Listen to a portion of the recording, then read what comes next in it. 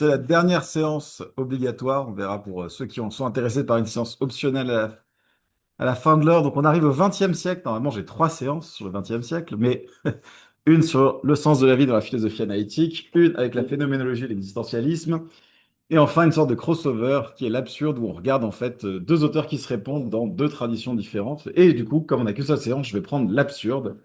Comme ça, on va pouvoir parler un petit peu des deux traditions. Donc, on arrive au XXe siècle. Si on essaye d'être très très très très schématique et en regardant très très flou à travers une vitre très sale, on peut dire que la philosophie au XXe siècle est divisée entre deux grands mouvements, en tout cas dans ses premiers temps. D'un côté, la philosophie analytique, qui est plutôt un truc autrichien qui va ensuite migrer vers les pays anglo-saxons, et de l'autre, la phénoménologie, qui est plutôt un truc un peu des mêmes pas allemand-autrichien, qui va migrer plutôt, pas trop migrer en fait, rester sur le continent. Mais les Français vont s'en mêler et les Allemands aussi. Donc en général, hein, l'idée c'est que voilà, c'est la guerre, c'est terrible, c'est deux grands mouvements différents. Mais en fait, ce qui est très marrant, c'est que c'est deux mouvements qui ont en gros les mêmes racines. C'est ça qui est assez intéressant.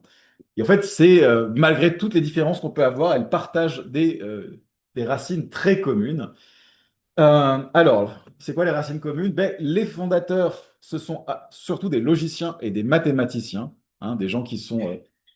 alors, il y a Russell pour la philosophie analytique, mais il y a Husserl pour la phénoménologie, qui sont aussi des mathématiciens, et qui sont tous les deux inspirés par Frege. Donc, Russell est très inspiré par Frege. Mais pour ceux qui savent moins, Husserl, dans ses premiers temps, le père de la phénoménologie, c'est quelqu'un qui fait de la philosophie des mathématiques et commence par écrire des traités sur comment on peut expliquer les mathématiques par l'esprit humain. Et il reçoit une recension de son livre par Frege et il change complètement d'orientation. Donc vraiment, on a des racines très communes. Ce qui rejoint les deux mouvements philosophiques, c'est le rejet du psychologisme. Qu'est-ce que ça veut dire? Ben, on a vu, en fait, beaucoup de philosophes qu'on a vus, ils sont avant un tour, ils sont très intéressés par la psychologie humaine, le fonctionnement de l'esprit humain, que ce soit des gens comme Locke, Hume, même Kant, Nietzsche, clairement. Et au début du XXe siècle, va avoir cette idée qu'il faut absolument distinguer les questions philosophiques des questions psychologiques, hein. Par exemple, faire de la philosophie des mathématiques, c'est interroger la nature des objets mathématiques, c'est pas faire une généalogie psychologique de comment les mathématiques sont apparues. Et ça s'explique en particulier par des considérations aussi un peu sociologiques. C'est l'idée que, bah, en fait, au début du XXe siècle, ce qui se passe, c'est que les premiers départements de psychologie émergent.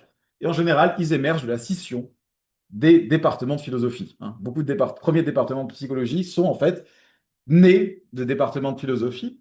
Et pendant un moment, il y a un flottement. Par exemple, en France, pendant très longtemps, la psychologie, ça va être faire partie du programme de philosophie. Si vous passiez les concours de philosophie dans la première moitié du XXe siècle, même avant la Seconde Guerre mondiale, vous aviez un énorme programme de psychologie, hein. Par exemple, Sartre, qui préparait les candidats au concours, a écrit un petit bouquin sur l'imagination, parce que l'imagination, c'était un des grands thèmes de la philosophie à l'époque, quoi. Il y avait clairement de la psychologie, mais en tout cas dans les pays anglo-saxons, et dans d'autres pays, il y a une scission entre la psychologie et la philosophie. Donc, la psychologie va mettre de côté énormément les questions psychologiques, c'est-à-dire la genèse des idées. Toutes ces questions qui occupaient les empiristes sont mises d'un certain côté.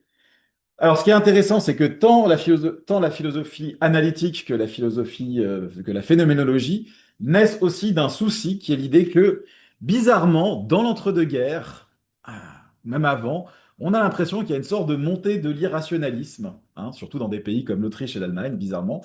Et il y a l'idée qu'on va mettre au point, on va promouvoir une philosophie très rationaliste, hein, qui remet la raison sur le devant afin de contrer cette montée de l'antirationalisme. Et ben, ça n'a pas un échec, mais ça n'a pas marché. Et voilà, et ce qui travaille énormément les philosophes, tant dans la tradition phénoménologique à la base que dans la tradition analytique, c'est l'idée de faire de la philosophie une science rigoureuse, en trouvant une sorte de fondement certain à la philosophie. Alors, ça, c'est les débuts de ces deux mouvements.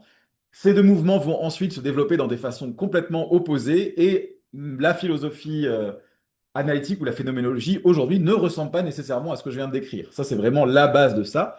Voilà, les deux grands mouvements de la philosophie au XXe siècle.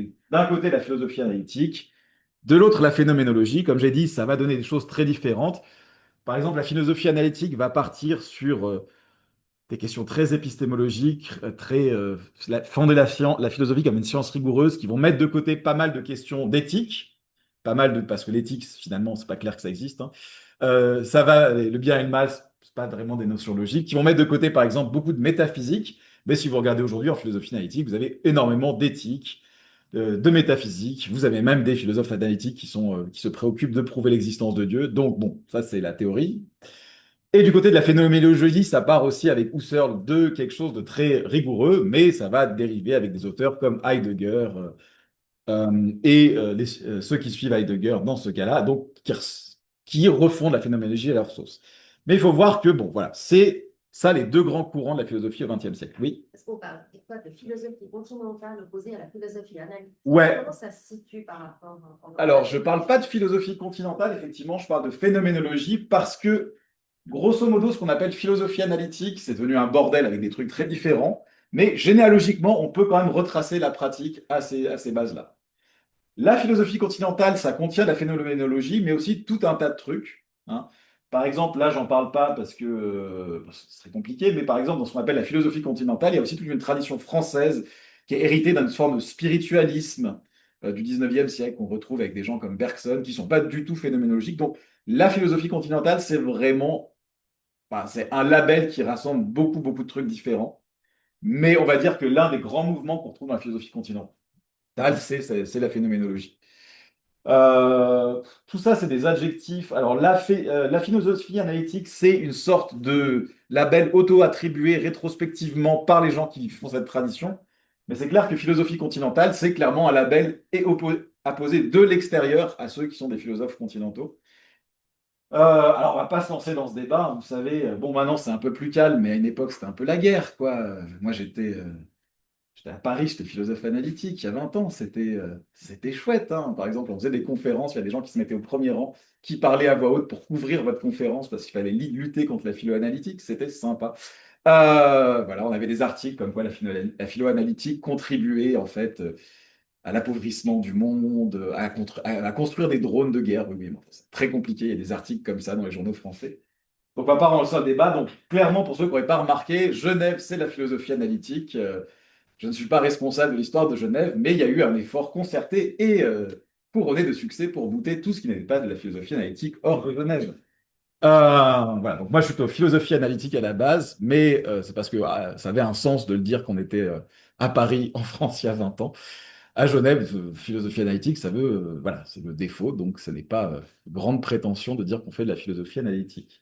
Alors, du coup, ce qu'on va faire, c'est que on va traiter un thème, l'absurde, un peu des deux points de vue, hein, de deux traditions philosophiques, même si techniquement, l'un des deux auteurs que vous aviez à lire pour aujourd'hui n'est pas un philosophe, mais bon. Donc, on va traiter de l'absurde du point de vue de Camus, qui est quand même inspiré par les discussions plutôt continentales, on va dire, c'est clair. Si vous ouvrez le mythe de Sisyphe, je vous en ai juste donné une partie, mais ça discute beaucoup de Husserl et de phénoménologie quand même. Et de l'autre, je vous ai donné un texte de Thomas Nagel, qui est clairement un philosophe analytique, mais qui cite et qui répond à Camus. Donc c'est intéressant de voir le même sujet traité par les deux traditions. Et donc on n'aura pas le temps de faire des séances sur chacune des traditions séparément. Voilà, donc ça c'est juste, du coup, ça vous donne un petit aperçu de la philosophie au XXe siècle. Alors en général, ce qui est assez intéressant, c'est que si vous cherchez une littérature qui s'interroge spécifiquement, précisément sur qu'est-ce que c'est qu'une vie qui a du sens, en fait, elle est énormément philosophie analytique, malgré les intuitions qu'on pourrait avoir, hein, que voilà, le sens de la vie, tout ça, c'est des questions plutôt continentales. En fait, il y a assez peu d'interrogations directes, on va dire. Il y a plein d'interrogations qui concernent le sens de la vie dans la philosophie continentale. Hein. Il suffit d'aller dans l'existentialisme. Mais, par exemple, définir ce que ça veut dire le sens de la vie ou qu'est-ce que c'est qu'une vie qui a du sens, c'est un projet que vous trouvez explicitement énormément en philosophie analytique, surtout très récemment. Donc voilà, il y a pas une tradition qui est plus centrée que l'autre sur ces questions. Oui. Ce ne serait pas parce que les continentaux disent que ça va de soi, la définition du sens de la vie. Non, je pense pas. Je pense pas du tout. Ça dépend vraiment des traditions. Il y a pas une sorte de consensus sur cette question-là. Je pense qu'à la limite, on pourrait avoir une tradition en philosophie continentale qui est l'idée que c'est une question un peu naïve, qu'il faudrait pas la poser telle qu'elle. Hein, ça, c'est un truc. Bon, ça pourrait être un truc pour différencier les deux traditions. Voilà, il y a plein de différences entre les deux traditions. Mais on va dire que dans la philosophie continentale, il y a une certaine tradition de finesse, c'est-à-dire qu'il y a des questions qu'on va pas poser parce que c'est un peu vulgaire, un peu bas, hein. Par exemple, vous n'allez pas être matérialiste en général quand vous allez être un philosophe continental. Vous n'allez pas être dualiste non plus parce que ce serait trop réducteur. Vous allez parler du corps plutôt que de la matière parce que c'est un truc un peu entre les deux. Ça ne veut pas dire grand-chose, mais au moins c'est plus subtil. Donc je pense qu'effectivement, se demander quel est le sens de la vie comme ça fait un peu trop bourrin pour l'éthos de ce qu'est la philosophie continentale. Ouais, je pense que ce serait vraiment vu comme trop naïf. Si vous allez dans une conférence, vous faites, c'est quoi le sens de la vie? On va dire, voilà, voilà, voilà, qu'est-ce que c'est que ces questions? Soyons un peu plus subtils que ça, quoi. Moi, c'est pour ça que c'est ma préférence pour la philosophie analytique. J'aime bien les trucs un peu bourrins. Voilà, on peut poser la question, allons-y. On peut plus poser des questions. Ben, si on peut poser la question, c'est quoi le sens de la vie? C'est quoi le bien et le mal? Et on peut essayer de répondre à la question sans se perdre dans des trop de subtilités de façon très basique. Mais bon, tout ça dépend de vos ethos philosophiques particuliers. Je ne vais pas trancher entre les deux disciplines. Je vous dis juste, voilà, je pense que selon les caractéristiques individuelles de chacun, il y a une tradition qui vous fera plus plaire, qui vous plaira plus que l'autre. Et si vous êtes à Genève, j'espère que c'est celle de gauche, parce que sinon, ça va être un peu dommage. Voilà, je vous le dis tout de suite. Ah, voilà, voilà. Alors, du coup, jusqu'ici, on a parlé un peu de ce qu'était le sens de la vie, et on va se concentrer sur qu'est-ce qui se passe quand la vie n'a pas de sens. Qu'est-ce que c'est l'expérience d'absence du sens de la vie, hein? Qu'est-ce qui se passe quand on a le sentiment que la vie n'a pas de sens? Et une des variations possibles de l'absence de sens qui a été pas mal thématisée et discutée, c'est le sentiment de l'absurde, hein. Ça, vous avez tous entendu ce nom-là, l'absurde. Qu'est-ce que c'est que l'absurde? Et donc, on va présenter deux théories différentes de ce qu'est l'absurde. Et donc, la première, ça va être chez Camus. Donc, je précise que Camus n'est pas un philosophe. De là, c'est lui qui le dit, c'est pas moi, hein. Il insiste beaucoup sur la question. Mais on ne peut pas nier qu'il est très inspiré par des philosophes et qu'il a inspiré beaucoup de philosophes. Donc c'est un peu comme Freud dans le programme de Terminal en France, hein. Il n'est pas un philosophe, mais quand même, je pense que c'est légitime d'en parler dans un cours de philosophie. Et donc, le texte que je vous ai donné à lire, c'est Le mythe de Sisyphe. Alors, je ne vous ai pas donné tout le volume, même s'il n'est pas très grand. Je vous conseille, vous pouvez le lire par curiosité, mais il y a plein de parties qui sont un peu désuètes dans le sens où c'est vraiment des débats très spécifiques à l'époque. Et si vous n'êtes pas dans le contexte de l'époque, il y a plein de choses qui n'ont pas vraiment d'intérêt et de sens, quoi. Mais il y a ça, le début et la fin sont très lisibles indépendamment, quoi. Alors, qu'est-ce que c'est le mouvement de l'absurde? Vous avez peut-être déjà entendu ça dans vos études à travers la thématique du théâtre de l'absurde, hein. Donc, le théâtre de l'absurde, c'est un mouvement qui fait son apparition en littérature après la Seconde Guerre mondiale. Enfin, déjà après la Première Guerre mondiale, il y avait toute une valorisation de l'absurde, hein. Je pense que vous savez, avec le surréalisme, avec le dadaïsme, l'idée que le vieux monde fondé sur la raison et les lumières était mort. Bon, les romantiques l'avaient déjà dit un siècle avant, donc il finit pas de mourir, mais il était encore plus mort. Donc il y avait déjà une sorte d'évaluation de la raison entre les deux guerres, ce contre quoi avait essayé de lutter d'un côté le cercle de Vienne pour la philosophie analytique et de l'autre Husserl pour la phénoménologie. Et là, la Seconde Guerre éclate et du coup, l'ancienne vision du monde qui repose sur la raison est encore morte, encore plus. Et donc, on propose des visions alternatives. C'est dans ce contexte qu'apparaît ce théâtre de l'absurde. Alors, le théâtre de l'absurde, c'est pas un mouvement unifié, hein, c'est un peu comme Philo-Continental. Personne s'en est réclamé, c'est juste des critiques extérieures qui ont regroupé des auteurs sous ce label. Bon, mais c'est vrai qu'il y a il y a quelques similarités entre les auteurs. Alors, vous avez déjà lu bon, peut-être, je pense que vous avez quand même croisé au moins certains des auteurs du théâtre de l'absurde. Les plus connus, c'est Ionesco et Beckett. Ensuite, vous avez peut-être croisé Jeunet, mais la probabilité diminue. Et enfin, si vous avez vraiment eu de la chance, vous avez croisé Adamov, mais c'est quand même pas c'est quand même pas le plus courant. Mais vous avez peut-être déjà entendu parler de En attendant Godot de Beckett, pièce très très connue et à mon avis très surcotée. Non, c'est tout à fait subjectif. J'ai jamais réussi à accrocher. Et vous avez bien sûr les trucs de Ionesco, alors avec la cantatrice chauve, bien sûr, et la leçon, ou Rhinocéros, qui est bien sûr la meilleure pièce du lot, donc il faut lire Rhinocéros. Voilà, voilà. Juste une petite anecdote sur la cantatrice chauve et la leçon. Je ne sais pas si vous savez, mais c'est les pièces jouées le plus longtemps, parce qu'il y a un théâtre à Paris qui les joue depuis plusieurs dizaines d'années, sans interruption, sauf le Covid. C'est dommage. Mais donc vous avez, comment il s'appelle? C'est le théâtre de la Huchette. Je ne sais plus exactement. Il y a un petit théâtre à Paris qui les joue à peu près toutes les semaines, depuis qu'elles ont été créées. Si ça vous intéresse, en passant à Paris. Et donc, un des auteurs, pourquoi est-ce qu'on appelle ce mouvement le théâtre de l'absurde? C'est parce que les gens les personnes qui ont donné ce nom, en fait, sont inspirées par Camus, qui a remis le mot de l'absurde à la mode, on va dire. Enfin, même, il n'était pas à la mode avant, qu'il a mis sur le devant de la scène, en particulier grâce au mythe de Sisyphe, qui parle de l'absurde. C'est littéralement le thème du texte, donc là, il n'y a pas trop de questions. Alors, qui c'est Albert Camus? Donc, je pense que vous savez déjà, donc on va passer très vite. Donc, c'est un écrivain français, né en Algérie, mais française, bien sûr. Donc, il passe sa jeunesse dans une famille très pauvre. Donc, lui, forcément, sa vraie vocation, c'est d'être footballeur, hein. Mais il est atteint d'une maladie, je ne sais plus laquelle, qui le laisse très affaibli. Et donc, il ne peut pas être footballeur. Donc, mais il est très inspiré par son prof de philo en terminale. Et donc, il s'intéresse énormément à la philo. Il travaille comme journaliste. Il devient temporairement membre du Parti communiste, dont il sera exclu, ce qui n'était pas un exploit à l'époque. Ça exclut quand même à tour de bras. Et pendant la guerre, il entre dans la Résistance et prend la direction de Combat, qui est un journal qui est édité par la Résistance et qui continuera à être édité après la guerre. Oui, C'est pas lui qui fonde le journal. oui, non, je suis pas sûr. Faudrait vérifier. Quelqu'un vérifie. Il y a des ordinateurs ouverts, mais je crois pas. Mais je peux me tromper. Alors, ce que les gens retiennent d'Albert Camus, c'est que c'est un écrivain engagé, donc il écrit plusieurs textes contre l'usage des armes nucléaires, contre la peine de mort, alors contre l'usage de la violence révolutionnaire, cette idée est-ce qu'on peut tuer des gens au nom de la révolution, ce qui va l'amener à avoir une rupture avec certains de ses compagnons qui sont Sartre et Beauvoir, qui eux défendent l'usage de la violence dans certains cas, tandis que pour Camus, c'est clair qu'aucune cause ne peut valoir la vie humaine, donc il sera toujours opposé à l'utilisation de la violence. Et d'ailleurs, il y a une pièce dont j'avais déjà parlé la semaine dernière, d'ailleurs, ou il y a 2 semaines, il y avait juste Albert Camus qui, justement, se situe dans le contexte de du nihilisme russe, hein, avec ses attentats sur le tsar et sa famille, et qui reprend cette idée de est-ce qu'on pouvait vraiment commettre un attentat sur la vie du tsar au nom de la liberté? Donc voilà, vous pouvez regarder la pièce, elle est assez courte et assez intéressante. Alors voilà. Du coup, les grandes œuvres de Camus, il y a d'un côté L'étranger, le mythe de Sisyphe, qui sont publiés pendant la Seconde Guerre mondiale. Et pour lui, hein, c'est assez bien, on a le plan de son œuvre, hein. Il nous a fait le plan dans ses journaux. Ça, c'est ce qu'il appelle le cycle de l'absurde, voilà, qui sera suivi par le cycle de la révolte, qui contient ces pièces-là. Et il devait y avoir un troisième cycle dont je ne me rappelle pas le nom, mais qui ne verra pas le titre. Il publie La Chute. Alors, La Chute, c'est un livre qui ressemble pas trop aux autres de Camus. C'est assez perturbant. Je ne sais pas s'il y a des gens qui ont lu La Chute. C'est un livre assez court, mais assez hantant, moi, je trouve, qui est assez. Waouh! Donc, il reçoit le prix de Nobel de littérature et il meurt tragiquement dans un accident de voiture.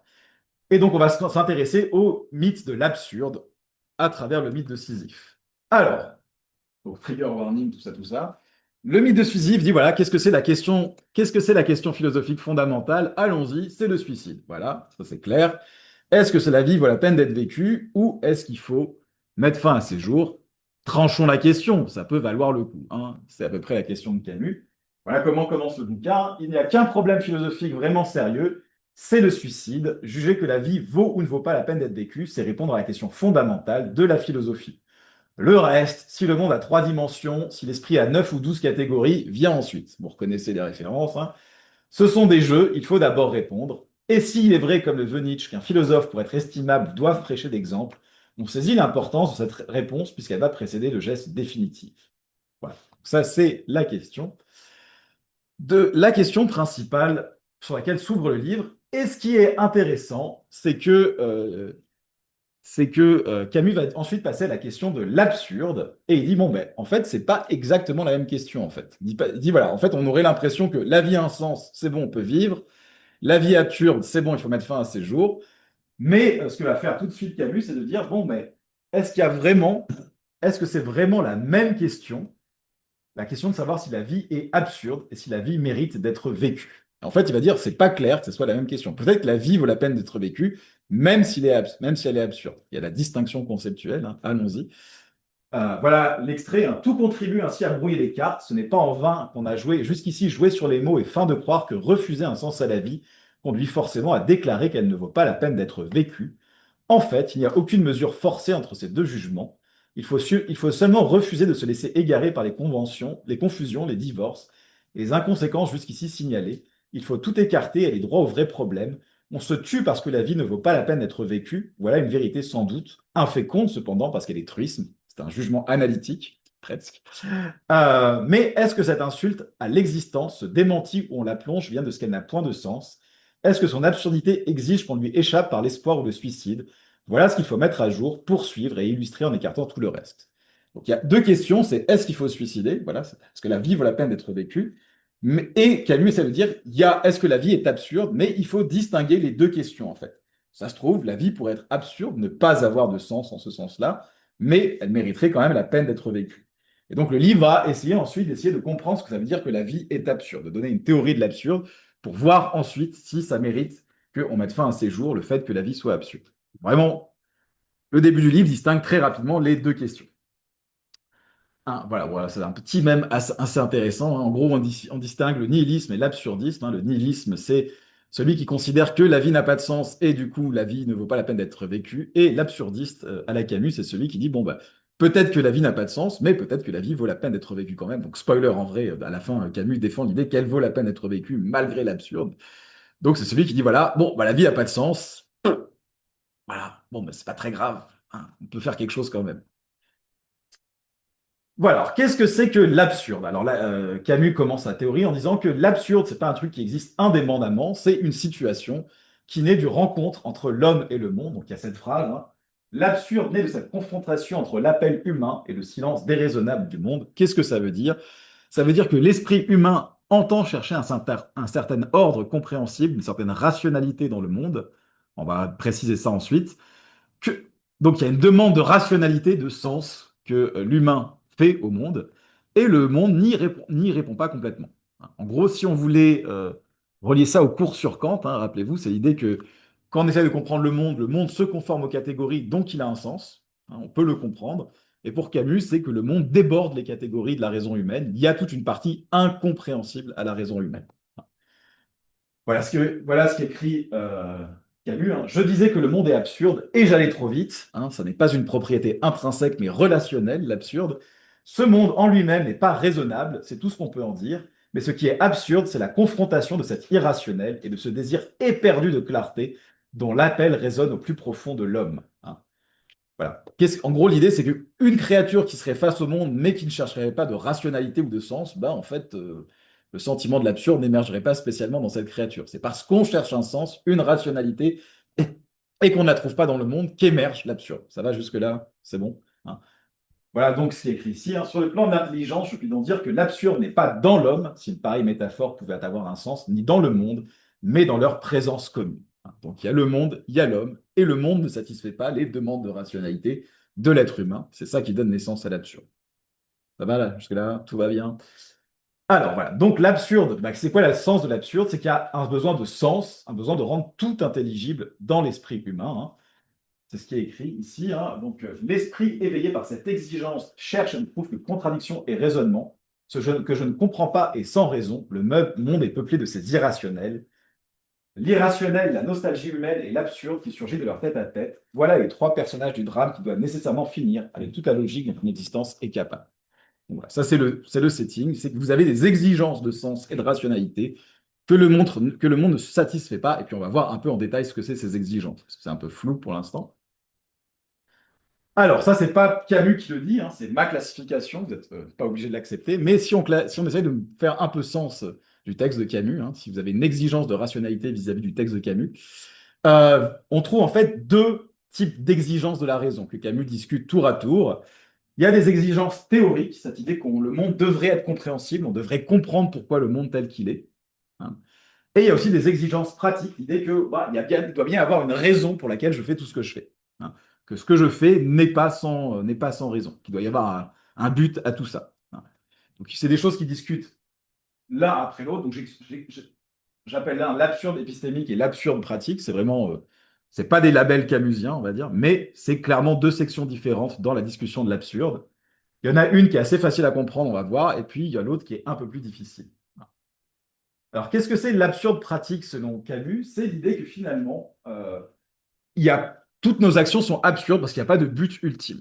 En fait, si on revient tout au début de l'année, ce que vous avez tout à fait en tête, bien sûr, parce que vous avez commencé à réviser les examens maintenant, rappelez-vous, hein, le premier cours de l'année, il y avait cette notion de souverain bien chez Aristote, où Aristote disait, on fait une chose pour une autre, pour une autre, pour une autre, mais il faut bien que ça se finisse quelque part. hein, parce que si ça se finissait jamais, finalement, bah, il n'y aurait pas de valeur à ce qu'on fait. Il faut bien qu'il y ait une chose ultime qui ait un sens, qui ait une valeur et qui donne rétrospectivement sens à tout ce qu'on a fait jusqu'ici. Et donc, bah, en fait, Camus accède plus ou moins à cette image. Il dit, voilà, effectivement, pour que mon action maintenant elle ait un sens, il faut qu'elle soit faite dans un but, mais il faut bien qu'il y ait une fin ultime. Et il faut que cette fin, elle ait une valeur, hein, parce que si on faisait tout ça pour quelque chose qui n'a pas de valeur, ce serait dommage, et ça rendrait tout le reste sans valeur. Ça va jusque-là comme raisonnement? Donc, vous voyez arriver Camus, hein, son idée, c'est qu'on fait des choses, on enchaîne les actions, mais en fait, au bout, il n'y a rien. Il n'y a rien qui vient rétrospectivement donner de la valeur à tout ce qu'on a fait. Alors, je vais voilà. En gros, ça, c'est l'image d'Aristote, hein, c'est que toutes nos actions doivent tendre vers un but final pour avoir une valeur et un sens, sinon ce serait absurde. Et la réponse de Camus, c'est que c'est absurde, parce qu'il n'y a peut-être rien au bout. Donc, je vais vous lire je vais vous lire l'extrait du livre qui décrit clairement ça, hein. Il arrive que les décors s'écroulent. Donc ça, c'est un peu il raconte la réalisation de l'absurde. Vous vivez votre vie, hein, vous êtes dans le décor, c'est une grande pièce de théâtre, vous jouez votre rôle, et puis à un moment, patatras, vous voyez que tout ça n'est qu'une pièce sans queue ni tête, hein. Lever, tramway, 4 heures de bureau ou d'usine, repas, tramway, 4 heures de travail, repas, sommeil, et lundi, mardi, mercredi, jeudi, vendredi et samedi sur le même rythme. Cette route se suit aisément la plupart du temps. Un jour seulement, le pourquoi s'élève et tout commence dans cette lassitude teintée d'étonnement. Comment ceci est important? La lassitude est à la fin des actes d'une vie machinale, mais elle inaugure en même temps le mouvement de la conscience. Donc c'est ça en fait. On fait toujours les mêmes actions, on suit la routine, et finalement on se dit, mais est-ce que tout ça vise quelque chose, est-ce qu'on n'est juste pas en train de le faire mécaniquement? Est-ce qu'on a vraiment un but à toutes ces actions? Et la raison, c'est qu'on se pose pourquoi, bah, il n'y a pas de réponse claire. Donc c'est comme ça qu'on prend le sentiment de l'absurde d'un point de vue pratique. Je fais tout ça, mais pourquoi? La lassitude est à la fin des actes d'une vie machinale, mais elle inaugure en même temps le mouvement de la conscience. Elle éveille et elle provoque la suite. La suite, c'est le retour inconscient dans la chaîne où c'est l'éveil définitif. Au bout de l'éveil vient avec le temps la conséquence, suicide ou rétablissement. On n'insiste pas trop sur la question, hein. En soi, la lassitude a quelque chose d'écœurant. Ici, je dois conclure qu'elle est bonne, car tout commence par la conscience et rien ne vaut que par elle. Voilà, vous prenez conscience que tout ça n'a peut-être pas de sens, hein. De même, et pour tous les jours d'une vie sans éclat, le temps nous porte, mais un moment vient toujours où il faut le porter. Nous vivons sur l'avenir, demain, plus tard, quand tu auras une situation. Avec l'âge, tu comprendras. Tu fais des trucs, mais à un moment, tu vas voir tout ça, ça va servir à quelque chose. Tu vas voir. Attends encore un peu et tu verras que tout ça, ça a servi à quelque chose. C'était fait pour un but.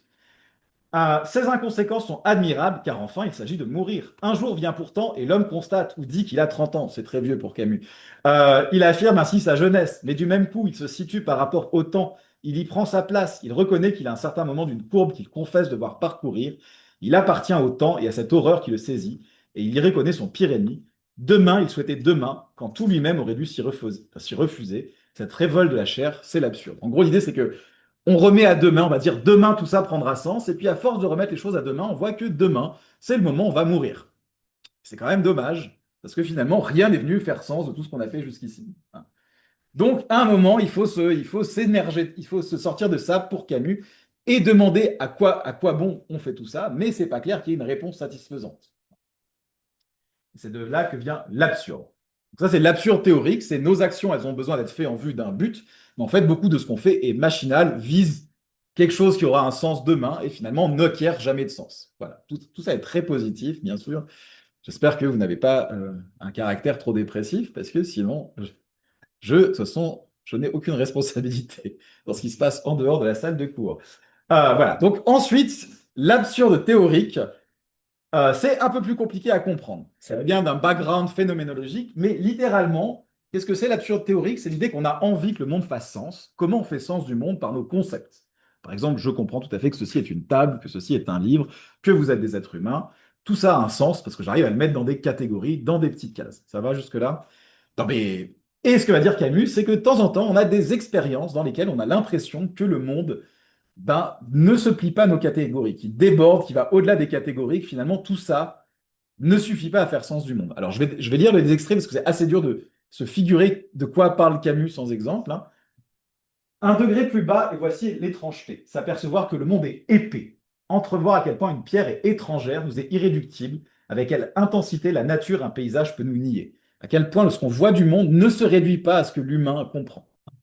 Au fond de toute beauté gît quelque chose d'inhumain, et ces collines, la douceur du ciel, ces dessins d'arbres, voici qu'à la minute même, ils perdent le sens illusoire dont nous les revêtions.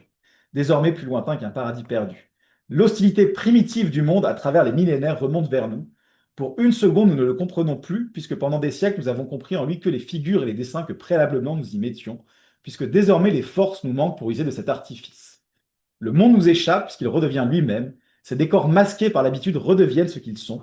Ils s'éloignent de nous, de même qu'il est des jours où, sous le visage familier d'une femme, on retrouve comme une étrangère celle qu'on avait aimée il y a des mois ou des années. Peut-être allons-nous désirer même ce qui nous rend soudain si seuls, mais le temps n'est pas encore venu. Une seule chose, cette épaisseur et cette étrangeté du monde, c'est l'absurde. Alors, je vais essayer de trouver des exemples un peu plus concrets, parce que c'est très joli, parce que c'est Camus, hein, c'est très bon, top 5 des écrivains. Mais, ouais, qu'est-ce que ça veut dire précisément? En fait, on va commencer par des exemples très simples. Vous avez tous eu cette expérience où vous avez utilisé un mot pendant des années, et puis soudain, le mot sonne bizarre. Vous dites, purée, ce mot, en fait, il est super bizarre si je le répète. Est-ce que ça vous parle un peu comme expérience?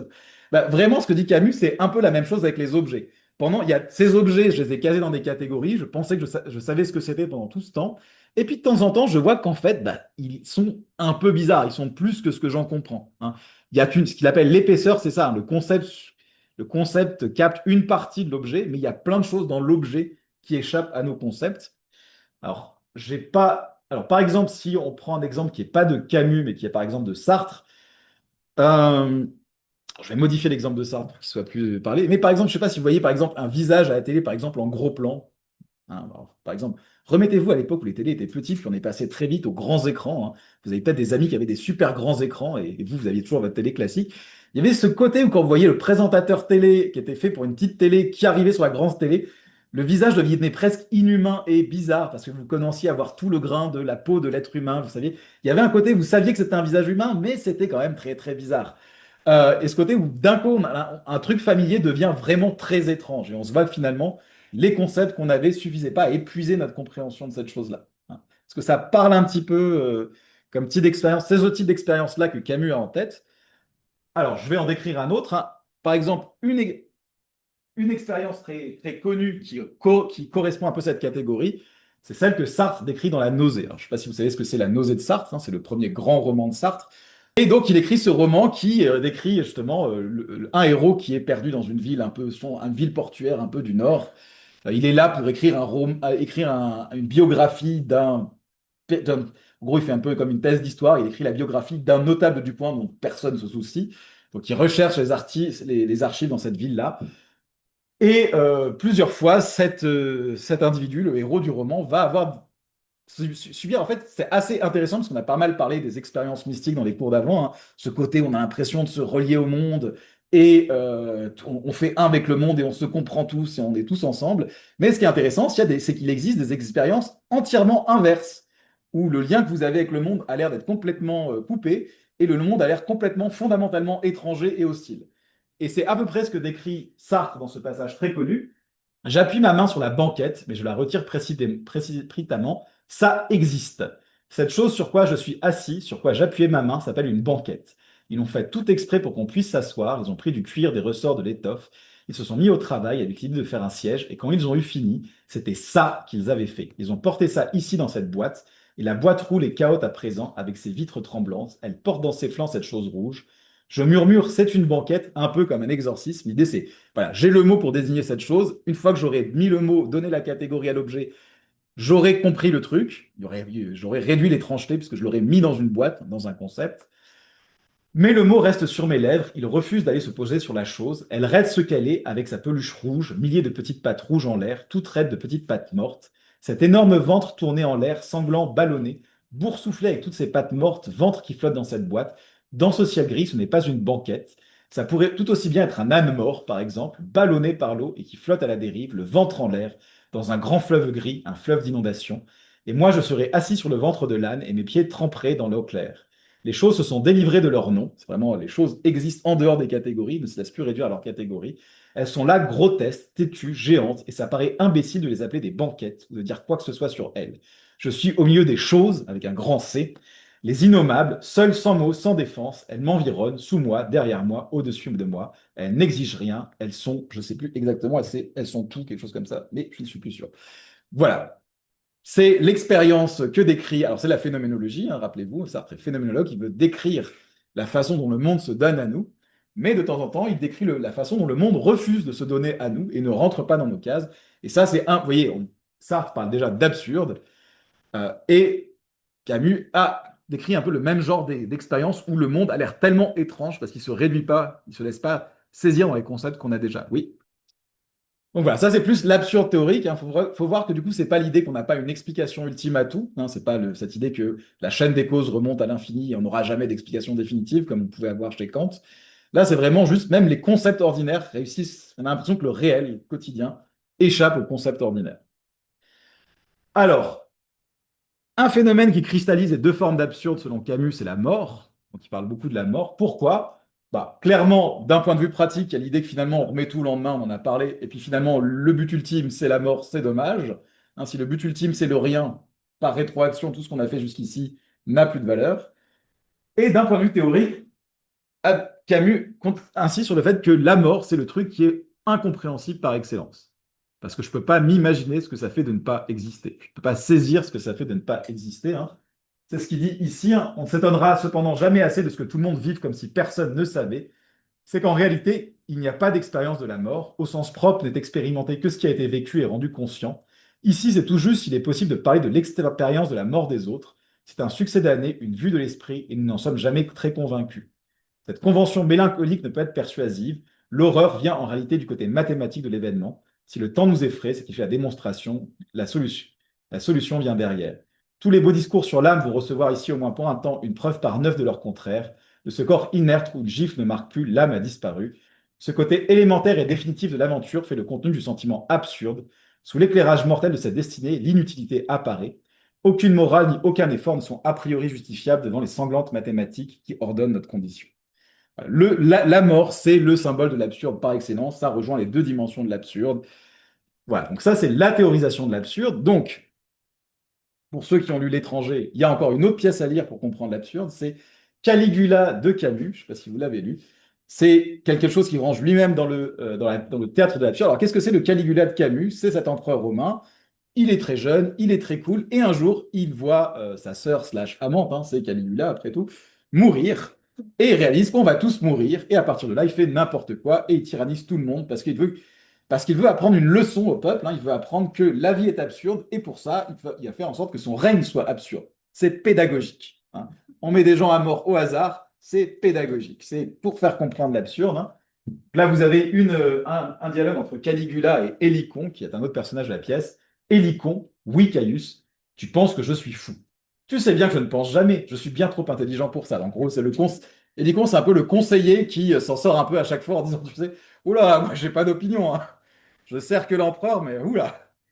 Euh, Caligula, oui, enfin, mais je ne suis pas fou, et même je n'ai jamais été aussi raisonnable. Simplement, je me suis senti tout d'un coup un besoin d'impossible.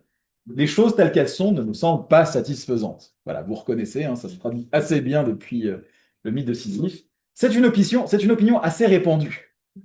Il est vrai, mais je ne le savais pas auparavant. Maintenant, je sais. Ce monde tel qu'il est fait n'est pas supportable. J'ai donc besoin de la lune ou du bonheur ou de l'immortalité, de quelque chose qui soit dément peut-être, mais qui ne soit pas de ce monde. C'est un raisonnement qui se tient, mais en général, on ne peut pas le tenir jusqu'au bout. Tu n'en sais rien, c'est parce qu'on ne tient même jamais jusqu'au bout que rien n'est obtenu, mais il suffit peut-être, j'ai plus, il suffit peut-être de rester logique jusqu'à la fin. Je sais aussi ce que tu penses. Que d'histoire pour la mort d'une femme. Non, ce n'est pas cela. Je crois me souvenir, il est vrai, il y a quelques jours, une femme que j'aimais est morte. C'est tellement le début de l'étranger que c'est assez rigolo. Ouais, machin est mort, je sais pas. Mais qu'est-ce que l'amour? Peu de choses. Cette mort n'est rien, je te le jure. Elle est seulement le signe d'une vérité qui me rend la lune nécessaire. C'est une vérité toute simple et toute claire, un peu bête mais difficile à découvrir et lourde à porter. Et qu'est-ce que donc que cette vérité, Caius? Les hommes meurent et ils ne sont pas heureux. Allons, Caius, c'est une vérité dont on s'arrange très bien. Regarde autour de toi, ce n'est pas cela qui les empêche de déjeuner.